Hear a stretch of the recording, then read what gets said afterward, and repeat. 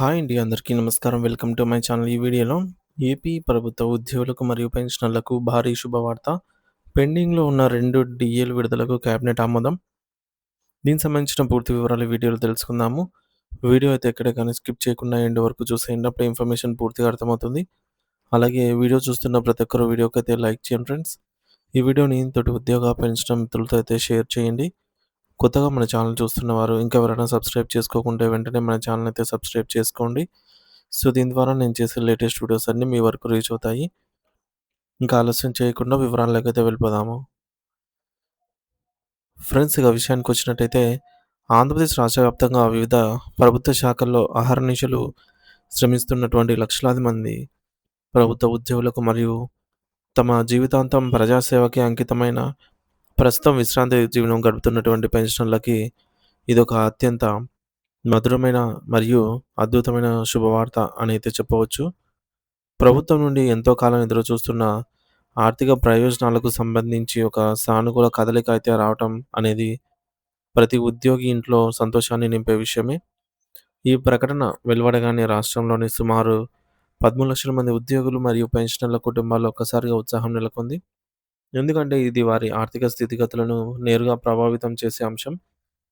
So, ముఖ్యమంత్రి శ్రీ నారా చంద్రబాబు నాయుడు గారి అధ్యక్షతన వెలగపూడి సచివాలయంలో జరిగిన తాజా మంత్రివర్గ సమావేశం, కేబినెట్ మీటింగ్ ఉద్యోగుల పాలిట ఒక వరంలాంటి నిర్ణయం తీసుకోబడింది. సో, రాష్ట్ర ప్రభుత్వంపై ఉన్నటువంటి భారీ ఆర్థిక భారాన్ని పక్కన పెట్టి ఉద్యోగుల సంక్షేమమే ప్రథమ ప్రాధాన్యతగా భావిస్తూ ప్రస్తుతం పెండింగ్‌లో ఉన్న 3 కరువు భత్యం డీఏ, డీఆర్ విడతలలో ఏకంగా 2 డీఏలను ఒకేసారి విడుదల చేసేందుకు కేబినెట్ తన అధికారికంగా ఆమోదం తెలిపింది.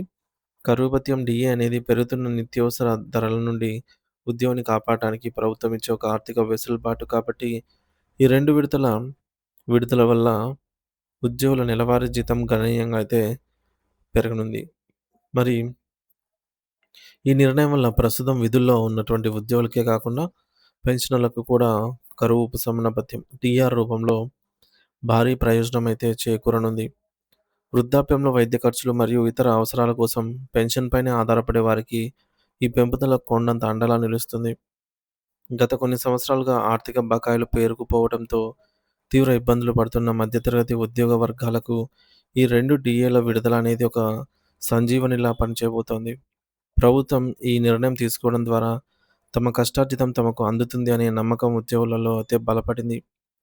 కేవలం జీతం పెరగడమే కాకుండా ఈ డీఏలకు సంబంధించి పాత బకాయిలు కూడా ఉద్యోగుల ఖాతాల్లో అయితే జమ అయ్యే అవకాశం ఉండటంతో చాలామంది తమ పెండింగ్ అప్పులను తీర్చుకోవడానికి లేదా పిల్లల చదువుల ఖర్చులకు ఈ నిధులను వాడుకోవచ్చు. మరి ఈ బకాయిల విడుదలకు సంబంధించి త్వరలోనే ఆర్థిక శాఖ నుండి అధికారిక జీవో వెలువడనుంది. తద్వారా రాబోయే నెల జీతంతో పాటు ఈ పెరిగిన మొత్తాన్ని కూడా అందుకునే అవకాశం ఉంటుంది. పండుగ సీజన్ ముగిసినా ఈ వార్త ఉద్యోగుల ఇళ్లలో నిజమైన పండుగ వాతావరణాన్ని అయితే తీసుకువచ్చింది.